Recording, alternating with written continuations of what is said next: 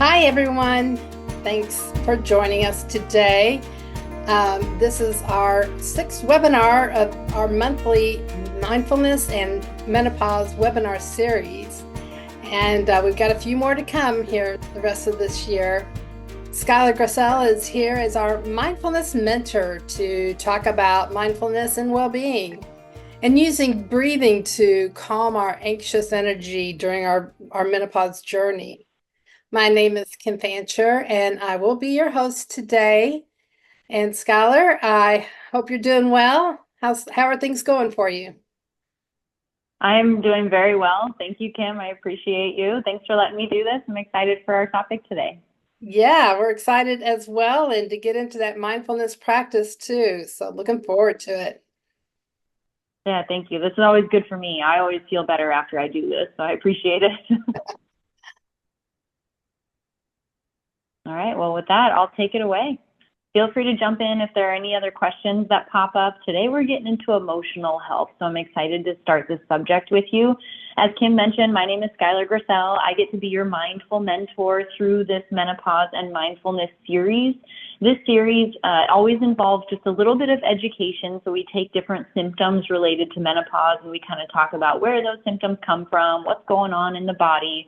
Please note that I am not a medical doctor, so always consult your medical doctor anytime you want to make changes to your diet, your exercise, your medication routine. Now, this series also includes some hands-on practice. Today, I've got 2 mindfulness practices for you, and I'll get into what those are. But remember that there is no wrong way to do a mindfulness practice. The only bad meditation is the one that you don't do. So please release any concepts or any ideas of what this should or should not look like. Now, throughout this series, we've gotten to talk a lot about different subjects and different symptoms related to menopause. I've been really happy to talk through hot flashes and what goes through the body and talk about some cooling breath practices. Last month, we talked about sleep problems, brain fog. We did a yoga nidra meditation. We're entering the world of mood and emotional health and mood and hormone fluctuations in the brain and what's really going on. I'm excited to jump into this topic. I'm also just a little nervous because it's a little less clinical. When we talk about sleep and hot flashes, there's lots of physiological stuff going on. When we start talking about mood and emotional health, we know that our thoughts and our actions influence our feelings. We know that our perspective and our attitudes really influence our feelings. So that's going to be a theme that you see woven through this presentation and next month is just adjusting our perspective is going to really aid us in any type of health journey, menopause included. So let's talk a little bit about the relationship between menopause and mood. Most of this isn't new for any of you. We know that the brain is just going through lots of changes. As estrogen levels naturally decline as we enter perimenopause and as we go through menopause itself, the brain is just going through a transition. Now, this isn't a time to beat ourselves up because we know that's never very helpful in any situation. This is a time to support the brain and adjust to changes in the brain, changes in the body, and changes in mood. It's also a time to just practice some kindness and self-compassion and continuously remind ourselves that these changes are normal, they are natural. That doesn't make it easy, but what's happening in the body is completely normal. I've been reading a lot about menopause and watching lots of videos and TED Talks and reading some books by some really famous ladies who are just so fun and so real about this journey. And a common theme is, no, you're not crazy. No, you're not crazy. The brain fog, the confusion, the mood swings, all this stuff is natural. It comes with the changes in estrogen levels, so no, you're not crazy. Remember that the transition itself is challenging already, but we are also experiencing just other really heavy emotions just from being normal human beings, right? Grief, frustration, confusion. Now, the British Medical Journal also notes that menopause might bring some good feelings, like no longer having fears of unwanted pregnancies. Maybe we're excited about those things, but some of the other symptoms that come with menopause make the whole journey just a little extra challenging. We know that depression and anxiety are common when we talk about moods related to menopause. Depression is researched the most out of any kind of mood when we talk about what's the relationship between mood swings and menopause. Anxiety needs a little more research, but those are the two that come up most often. Now, we know there are a number of other feelings or emotions that we might experience as we go through swings or just the menopause journey in general. Irritability, difficulty in decision-making or feelings of overwhelm, difficulty in concentrating, retrieving words. That brain fog may have an emotional component or may result in an emotional component of not feeling so great. And then we know that fatigue and memory loss are a component of menopause. Now, those may not directly be related to mood, but they do affect mood, right? All of the symptoms in your menopause journey kind of go hand in hand, and it can be hard to regulate mood or understand those natural swings. For example, if I'm having night sweats and dealing with insomnia as a result of my menopause journey and that's new to me, that might be a little frustrating and might make me a little more irritable. So we can't blame everything on estrogen. Some of the symptoms do affect our moods. We just have to understand that menopause is a holistic journey, and so we need to take a holistic approach when we're coping with symptoms. Now, I will introduce you to this wonderful quote by the beautiful Oprah Winfrey. She says, "So many women I've talked to see menopause as an ending, but I've discovered this is your moment to reinvent yourself after years of focusing on the needs of everyone else. It's your opportunity to get clear about what matters to you and then to pursue that with all of your energy, time, and talent." This is another really common theme that I see when I'm reading about menopause, is this shift in attitude in our caregiving journey, especially for women, whether you've had children or elderly parents or not. So many of us spend a lot of time giving in our working years and our parenting years. This is the time to focus on yourself. Now, that transition is likely to bring up some heavy emotions. So be kind to yourself through this journey, and let's all learn from the beautiful words of Miss Oprah. I also want you to consider the cultural component. Now, in the United States, menopause may be just a little bit heavier than in other areas of the world. In North American culture, age is something to avoid, right? Age typically has some kind of negative connotation. We dye our hair, we get Botox, we do all kinds of things to avoid aging. We have lotions and potions we put all over our face. Now, in a society where it may be a little more comfortable to age, or where age is a little more revered, respected as a testimony to your resiliency and your wisdom, the journey may be a little bit easier. So as you're dealing with the emotions that come up, try not to get bogged down on the cultural component or what society says is beautiful or normal or respected or appreciated. Your journey and where you are right here, right now, today is valid, it is genuine, and it is a beautiful place to be, even if it's hard. So we'll practice that self-compassion throughout the day, and remember that perspective is reality. Changing your mindset around this whole journey may help you keep a more positive attitude and may help lessen some of those mood swings that we're seeing, whether it be irritability to frustration to confusion to depression. I also want to note, now this doesn't necessarily have anything to do with mood, but we know that estrogen levels decline at a rapid rate, whereas testosterone in men decline at a very slow rate, and really that transition doesn't have a lot of symptoms, right? Of course. I want everyone to know that there is no cognitive difference. So our thinking, our problem solving, our reasoning skills from menopause before and after, there is no difference between men and women. So again, you're not crazy, you're not losing any of your cognitive ability or your knowledge or any of your wisdom. We're just dealing with a couple of mood changes. Let's talk about what's going on in the brain while that happens. During today's practice, we are going to use visualization and 4-7-8 breathing. Now, the visualization is going to come at the beginning of this presentation to get us in that more kind of positive perspective, positive mindset. It's only going to be about 15 minutes. We've done one of these before. I'm just going to take you through kind of an imagination journey to get you to a state of relaxation, hopefully. And then 4-7-8 breathing has a little more clinical research behind it. I'm excited to share that with you. Basically, it's a stress reduction tool. This is just another one of those breathwork techniques to keep in your back pocket to lessen stress, and increase or aid in keeping those estrogen levels high in the brain so we can alleviate some of those dramatic symptoms.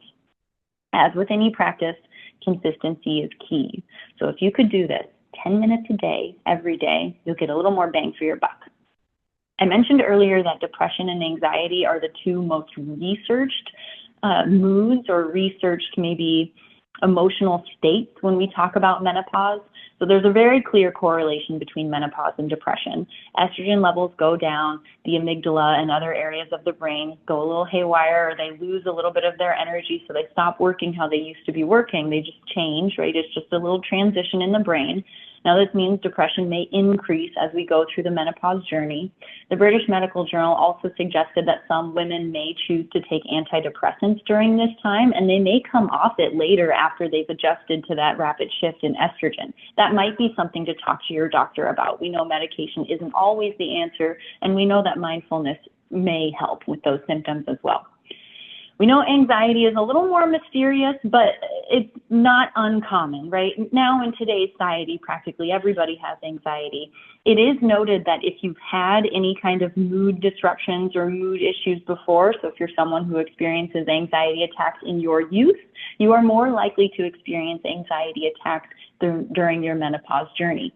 It is very rare for a person who has never experienced depression or anxiety to all of a sudden have those symptoms through menopause. It's rare. It happens because of what's going on in the brain, but it is rare. So just know that there may be a resurgence in some of your symptoms that you've been dealing with for a long time already through your menopause journey. So this is a little challenging, but you can handle it. You can do hard things.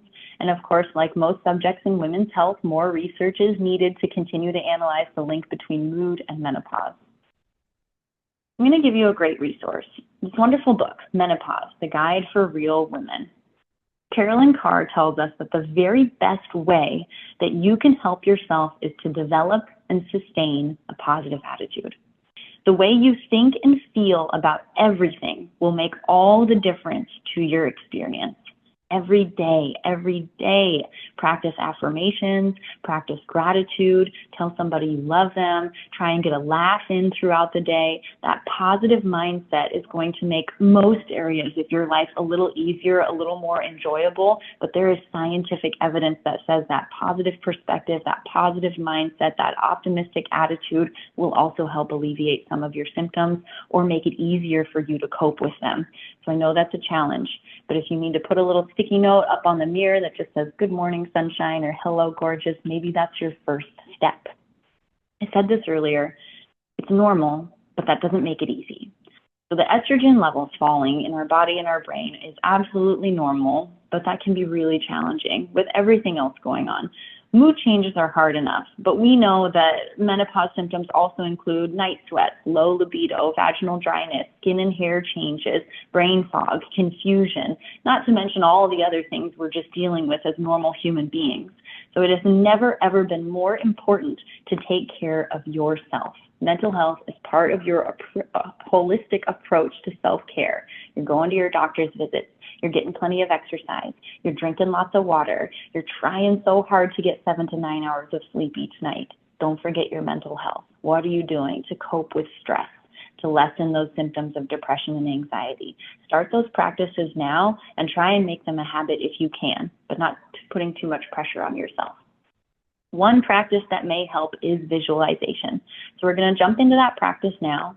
If it's comfortable for you, I invite you to kind of lean back in your chair, or you can take a more traditional meditation approach and just stay nice and tall, nice and erect, but not stiff. Go ahead and melt the shoulders down away from your ears. If it's comfortable for you, I invite you to close your eyes or just kind of lower your gaze. You might rest the arms gently in your lap, palms up, palms down, personal preference. And if it's comfortable, take a deep breath in. Exhale it out. Take 2 more deep breaths like that. Maybe these are the first deep breaths that you've taken all day. Exhale, slow and controlled. 1 more, full deep breath in.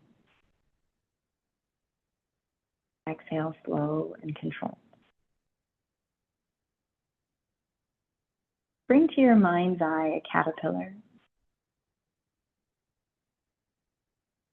A caterpillar lacing itself in a cocoon, dreaming of wings.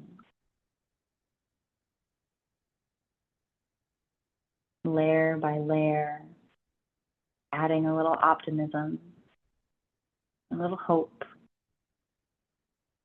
a little uncertain faith that one day it will fly. Knowing the incredible potential that lies on the other side of the cocoon, picture the caterpillar, all wrapped and warm and safe, cocooned, hanging from a leaf, just waiting and dreaming of wings.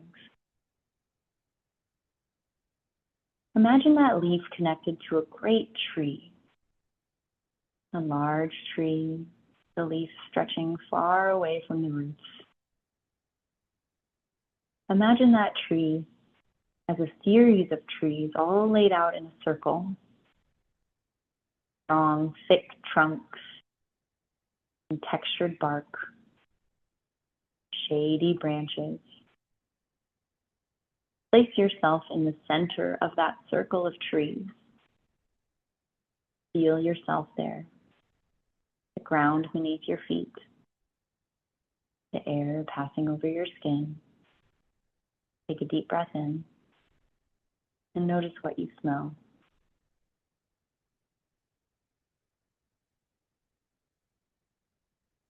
You notice a butterfly landing on a nearby blade of grass. You sit and watch it for a moment, fluttering from one blade of grass to the next. You feel a deep connection with this being, and you hold out your hand, inviting the butterfly to land on your finger. And it does.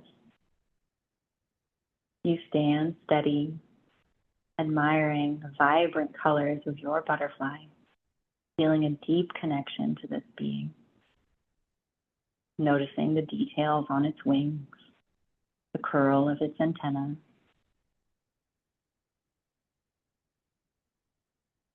The butterfly flutters away. You are left in your circle of trees, feeling a deep sense of peace and safety. Knowing that just as the caterpillar sits inside of its cocoon, we too are reaching our full potential, taking care of ourselves and dreaming of wings. I invite you to slowly come out of this practice by gently blinking your eyes open. You may wiggle the body if you need to, maybe rock the shoulders around. Give yourself a little self-compassion, just as the caterpillar might do as it's wrapped up in its cocoon, knowing that you are on a journey and there is no destination, knowing that you are reaching your full potential. Now, each time we do some kind of mindfulness practice, we always take a little time to reflect. So just take 60 seconds. Notice how you feel in your body. You're welcome to use the chat box if that's comfortable for you. Throughout any mindfulness practice, I advise you to allow any emotions to come up naturally, whatever those emotions are, even if we typically have a tendency to repress some of the harder things we deal with. Observe them with curiosity. Just notice how you're feeling without judgment. Try to experience the moment without a need to alter anything. Internally, externally, just experiencing it for nothing more than what it is. This will help you in coping and resiliency. As we get a little deeper into the science between the relationship between mood and menopause, we have to talk about what's going on through the brain. Now that we've got this positive mindset about reaching our full potential, we can acknowledge that the symptoms of menopause start in the brain. Anxiety, hot flashes, brain fog, night sweats, and memory lapses are neurological symptoms. There's chemical stuff happening in our brain. The brain and the ovaries are part of the endocrine system, the neuroendocrine system.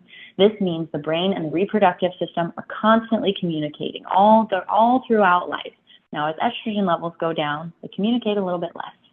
Several areas of the brain are affected by the drop in estrogen levels. And because estrogen aids in energy production, less estrogen means less energy for the brain. So areas of the brain slow down as a result of this, like the hypothalamus, the area of the brain that helps us regulate body temperature, and so we might experience hot flashes or night sweats. The hippocampus is also affected by the drop in estrogen, so we may experience some brain fog or lapses in judgment. And then, of course, the amygdala. Our emotional center for the brain is, of course, affected by menopause. So there are real chemical things happening in the brain as a result of the journey you're going through. On top of all of that, this is also a time in your life where lots of big life changes are probably happening. So maybe you're caring for children, or maybe your children are leaving the nest. Maybe you're caring for elderly parents and navigating that whole system.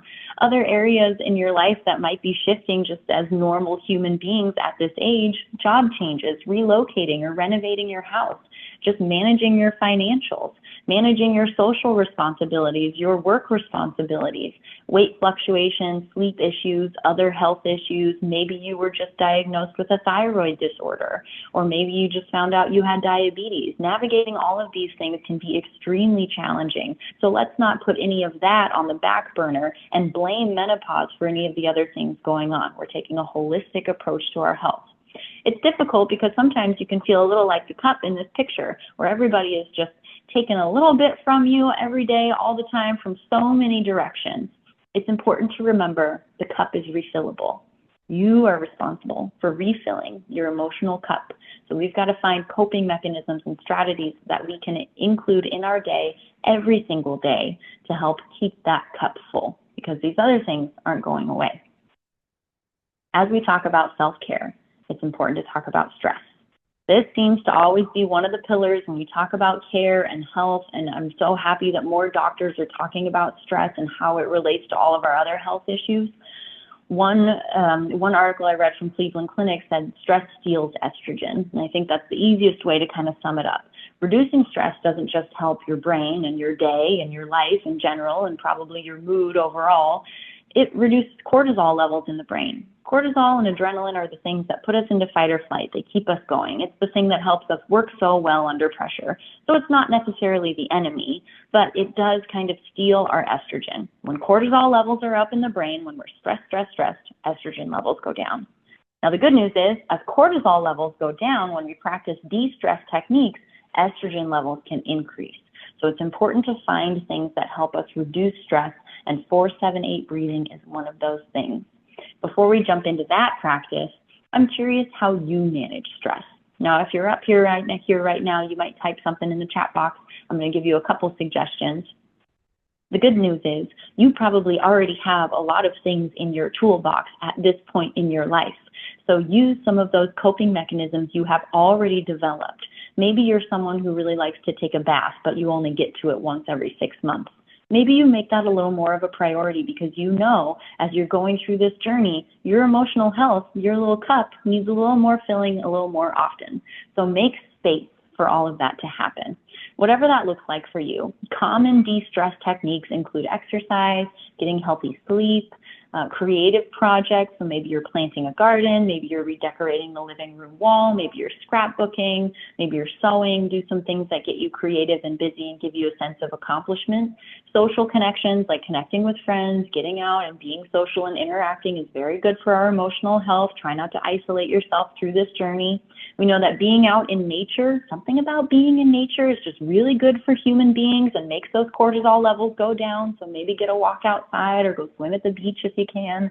And of course, deep breathing, one of my favorite techniques.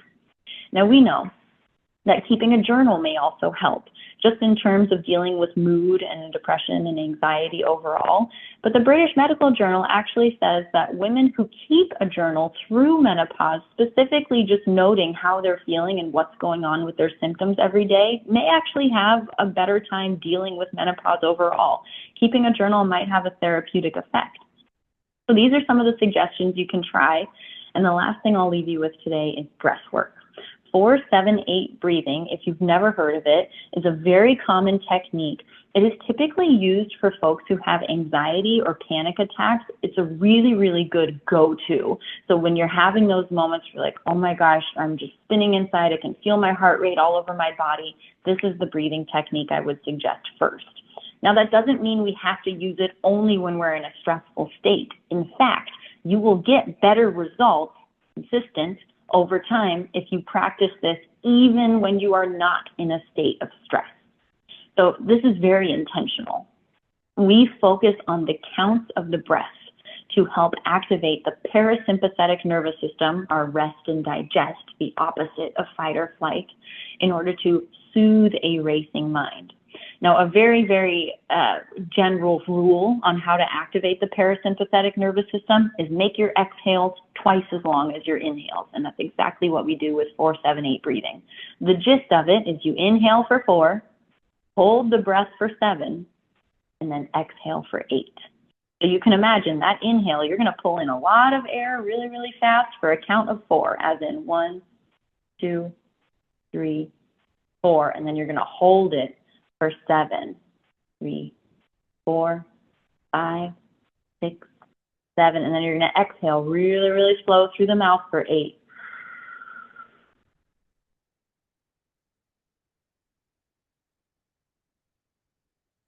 As you go through this practice, please be kind to yourself. We've got another slide before we jump in, but as that inhale happens, know that you're pulling in a lot of air. As that hold of the breath happens, you are holding your breath. If you don't make it to 7 seconds, that is absolutely fine. You can start exhaling whenever you need to. The goal of this is to make that exhale really intentional. So I encourage you to try and avoiding just letting it all out as fast as you can. Pursing your lips may also help. Just focus the mind and the breathing, and it will naturally slow down your exhale. Give yourself lots of grace getting into this. It doesn't have to look perfect. We count the breaths on purpose because it helps focus the mind. If I'm counting 1, 2, 3, 4, all the way up to 7, and then all the way up to 8, it's very hard for me to think about anything else. Now, the benefits over time actually include better sleep, fewer symptoms of depression, better coping mechanisms for anxiety, better mental clarity, so it may help with that brain fog, and a quicker return to baseline after a normal stress response. Now, that's with consistent practice. The Cleveland Clinic suggests doing this twice a day if you can. We always want to let the shoulders drop away from the ears. Your practice can look like whatever it needs to look like. This is one of those great breathing techniques you could do in the car if you had to, but we keep our eyes open if we're driving. Now, you might be on the floor in a very traditional yoga pose. You might be seated in a chair, as I am today, and I invite you to either sit up nice and tall, very traditional kind of meditation practice, or if that feels a little uncomfortable, you could lean all the way back in your chair and make yourself as relaxed as possible. You could also take a yoga corpse pose, where we literally just lay all the way down on the floor and let everything kind of fall out to the side like the pages of a book. There is no wrong way to do this. Let the tongue fall away from the roof of your mouth. This is probably one of the most challenging pieces. If you'll notice, most of us keep the tongue up against the roof of our mouth most of the time. Now, that's a very, very sneaky stressor, or sneaky area of tension we hold on to. The tongue is very strong. It doesn't feel exactly the same as rolling the shoulders up to the ears. But a good way to tell the brain, to trigger the brain into that relaxation response is letting the tongue fall away from the roof of your mouth and trying to keep it away from the roof of your mouth throughout practice. Don't beat yourself up if that doesn't happen. I mentioned don't pressure yourself to master the count. Maybe you inhale for 5 or 6 instead of 4. That's okay. That's okay. There's no wrong way to do this. Making the exhale twice as long is our biggest goal here. We also mentioned trying to do this twice a day and making it a habit for the best results. Now, as I click to the next slide, it's going to jump right into our practice. Oh no, I've got one more for you. I totally lied. To jump into this, I do want you to take a few deep breaths. So you might start that now as you deeply inhale, just noticing the lungs expand. And deeply exhale. Just really, really starting to warm up the lungs. Get those muscles moving. Try and inhale and expand. Exhale slow and controlled. As we jump into this practice, I'll leave you with a quote from one of the most famous Buddhist monks out there, Thich Nhat Hanh.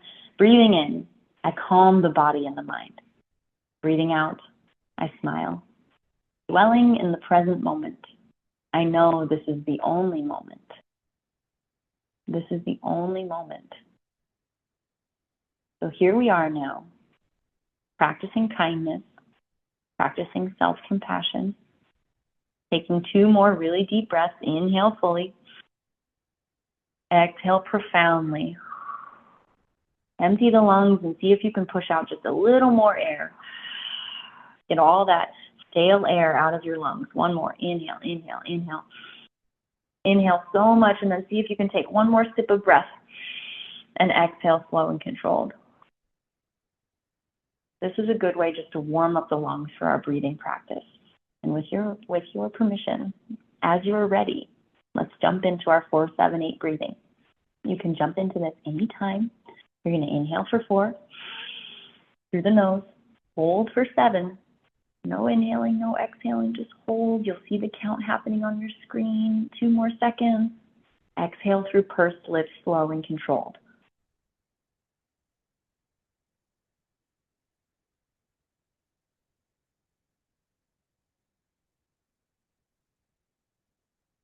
Inhale, inhale, inhale. Pull in a little more air and hold, hold, hold, hold, hold. You'll notice yourself pulling in a lot of air really fast on that count of 4. That's okay, that's good. Exhale slow and controlled through pursed lips.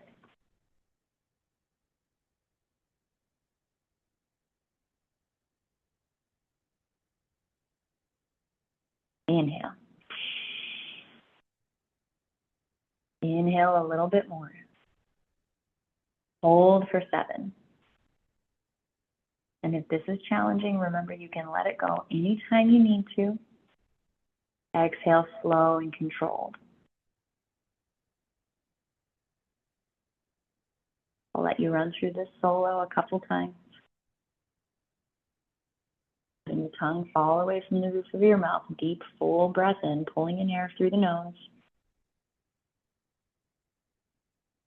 Holding at the top of our breath.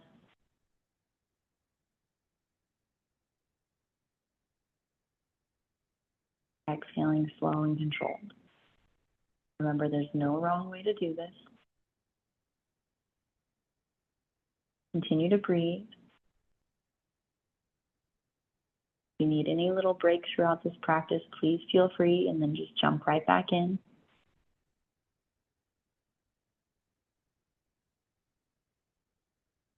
Exhale slow and controlled. Now it may help to have one hand on the belly. Feel yourself breathe. As you take a deep breath in, feel the belly expand. Hold, hold, hold.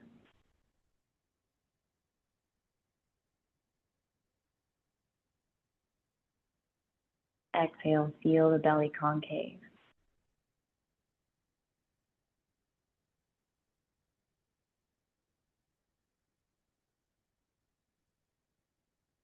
Inhale.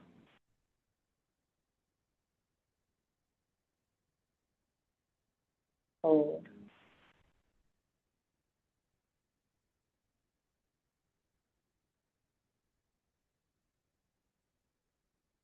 Exhale.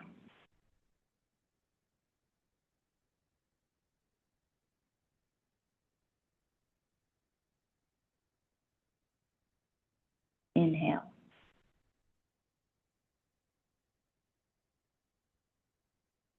Hold.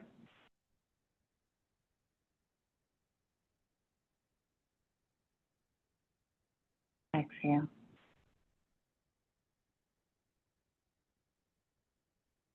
We're going to run through this 2 more times. Take a deep, full breath in. Noticing yourself breathing in, noticing the expansion of your belly, and hold it. Hold on to that breath, letting that oxygen nourish every cell in your body. Hold. And then exhale slow and controlled. Let all the stale air from your lungs leave your body and leave the space around you.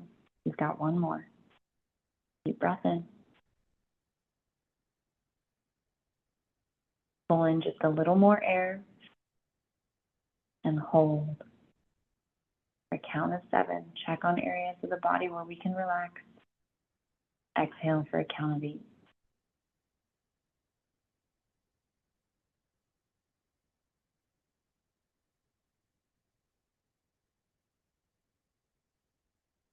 I'm going to pause there for a little break. Let's see. How did that feel? What do you notice about the body? Activating the parasympathetic nervous system is our message to the brain that it's time to relax, that we are safe, that we can handle this. So every time you do some kind of mindfulness practice, I encourage you to do a little bit of reflection. How did that feel? What do we notice about the body? Are you a little more relaxed than you were at the beginning of this presentation? We are going to practice this one more time. I encourage you to make any adjustments you need to. Maybe we were sitting up nice and tall and that was a little uncomfortable. Maybe we leaned back this time. Maybe we had our legs crossed and maybe now they're uncrossed and feet are flat on the floor. Remember, there's no wrong way to do this. I'm going to count you through the next practice. We're only going to do maybe 3 or 4 rotations of this. So take a deep breath in. Exhale it out nice and slow. She's preparing the lungs for that practice. And let's begin. Deep breath in for 4, 3, 2, 1, and hold it for 2, 3, 4, 5, 6, 7. Exhale, slow. 1, 2, 3, 4, 5, 6, 7, 8. Inhale for 2, 3, 4, hold, 2, 3, 4, 5, 6, 7, and exhale for 2, 3, 4, 5, 6, 7, 8. Last time, inhale, 2, 3, 4.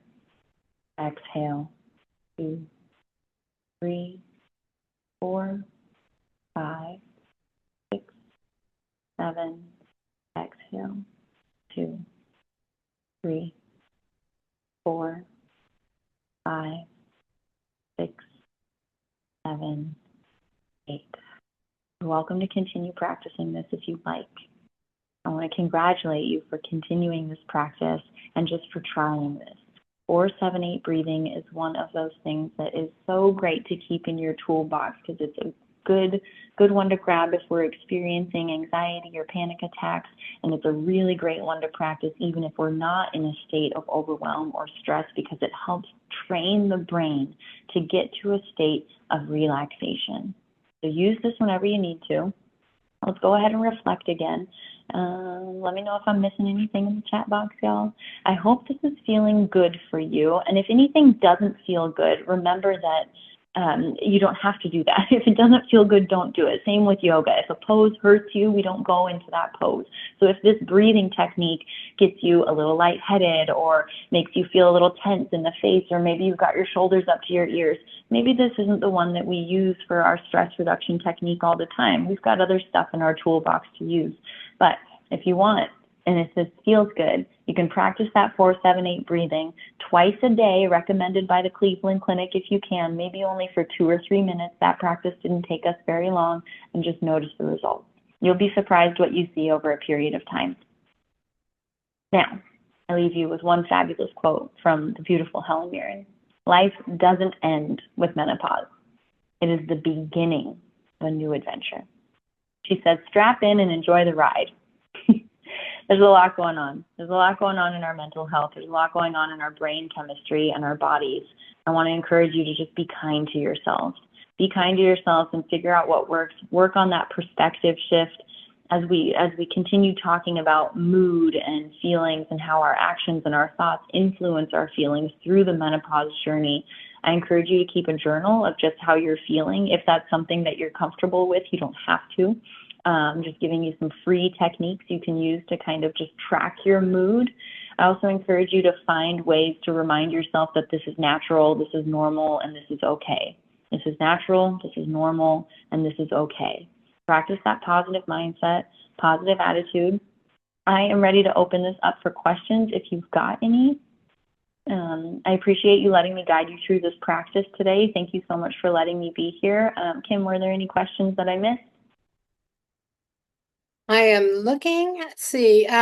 Yes, a question of how often should I do breathing techniques and how long should each session be? I know earlier you mentioned something about 10 minutes every day, and Cleveland Clinic actually mentions twice a day, but in general, whether it's this 4-7-8 or some other breathing technique, what are your thoughts on that?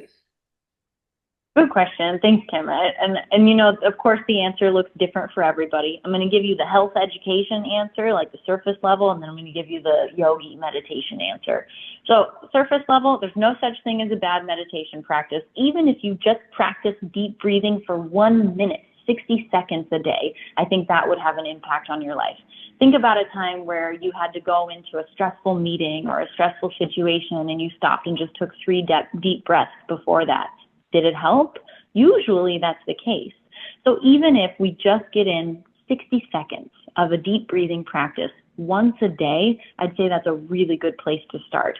So alleviate that word of should, what my practice should look like or how long it should be. Sometimes a minute is all that we have. Now, the deeper, more scientific answer to that question, 20 minutes. If we can get to 20 minutes, your brain and body get so many really great results. 20 minutes is kind of that magic window where we start to see results in like big health studies of like increasing the length of telomeres on your DNA, the stuff associated with longevity. Now that said, I rarely get to 20 minutes. Not only do I just not have the time because I have a job and a life, or life is hard, it's also very hard. Sometimes I'm in a meditation practice and I'm just a little uncomfortable. So getting to 20 minutes can be very challenging. So if you're not doing that, please don't beat yourself up. 60 seconds minimum is a really good place to start. Does that answer your question, Kim? I believe so. And another follow-up question to that is any tips for how to remember this during an acute mood swing? Great question. Again, that's different for everybody. I'm going to give you what works for me, and this might be a little weird, but I carry a rock in my pocket. I've got a rock almost everywhere, you guys, and it's something that I use as a grounding, right? It connects me to the earth. It connects me to kind of my emotional center and reminds me that all of this is temporary. So that's what works for me. I've got a rock in my car. I've got a rock in about every one of my purses, just as like a tactile cue to hold on to. And if I am experiencing a mood swing or I'm someone who has anxiety or panic attacks, I actually hold that rock in my hand and I put it right over my heart. Putting your hand over your heart, rock or no rock, actually releases serotonin in the brain. So I'd say find some tactile cue, get into the body, whether it's holding a rock or maybe putting your hand over your heart or sitting in a specific position to get you into that state. And it's not always going to work. Sometimes my anxiety attacks just run wild, and that is a natural, normal thing, and I'm working on it, and we're just practicing kindness and self-compassion through that journey. Yeah. I know I used to use the 4-7-8 quite often, and today it's been a while since I've done it, and I had a difficult time, getting through to 8. At about 7, I was out of breath. And I bet if I were to practice this every day, even if it was just for a minute or whatever, I could probably build up and get back into that more perfect technique. Yeah, more perfect. Thanks, Kim. And I love that you said that. That's so true for most people. Think of your friends who played saxophone or trumpet in high school or clarinet. They probably have more lung capacity than we do. So be kind to yourself. All that stuff just takes practice over time. So if you're exhaling for 7, you can't quite get to 8, that's totally normal. Yep. Okay, let's see. I'm looking for any additional questions out here. In general, I don't intentionally think about supporting my brain, so to speak. And it's so good to hear everything that you've mentioned today about doing that to, help create a positive effect on my moods or my attitude. So Thank you very much for all the information you shared with us. Yeah, thanks, Kim. I'm glad to hear that. And I really do mean it, everybody. I know this is a big change. I hope I'm lucky enough to get there one day. And I think now is the time. I just keep reading quotes about that from all kinds of different resources. But now is the time for you. So take advantage of it. Thanks for letting me do this, Kim. Absolutely. If you can go to the next slide, I'd like to wrap up here with some information on upcoming events. We at Positive Health here like to leverage the power of webinars and podcasts to get some really great information and resources out to people. And so coming up here in September, we have a wonderful webinar on menopauses and how yoga can help with menopause. And I know, Skylar, you did something last month on yoga nidra, and I'm sure that there's a lot more to be learned about how yoga can have a positive impact on our menopause journey. So that is September 19th. And then, of course, Skylar will be back later in September with the next episode, which will focus on nurturing self-compassion, September 25th. Then you can find the enrollment for all these webinars out at our positivehealth.com/webinar site. And then our upcoming podcast that will be released September 4th is also in regards to mindfulness. So join in and listen to Cheryl Jones as she brings mindfulness into our menopause journey. She's actually going to be presenting a 4-part series in October. So out in the webinar site, you'll be able to find that information and how to enroll in her 4-part series in October. But listen to our podcast released in September, and you can find all of our podcast episodes at the positivehealth.com/podcast site or at any one of your favorite channels, Amazon, Apple Podcasts, Spotify, and iHeartRadio. And then I'd like to mention, if you're not currently a member, please feel free to look into our program that we have that's available for free until December 31st. And this is a pilot program that offers a holistic, one-stop digital health experience supporting your body, your mind, your spirit during the menopause journey. And you can look for that membership area to enroll at our positivehealth.com site. And then lastly, I'd like to mention we do have a menopause journey community. So if you want to join in with others and learn about others' experiences or find some new resources that might interest you, please join that community. And you can email us at info@positivehealth.com to get started. And I believe that is a wrap, Skylar. Thank you again. A fabulous presentation and wonderful mindfulness breathing techniques that we can take with us. Well, thank you so much, Kim. I'm looking forward to the next one. Have a great day, everybody. All right, you too. Thank you.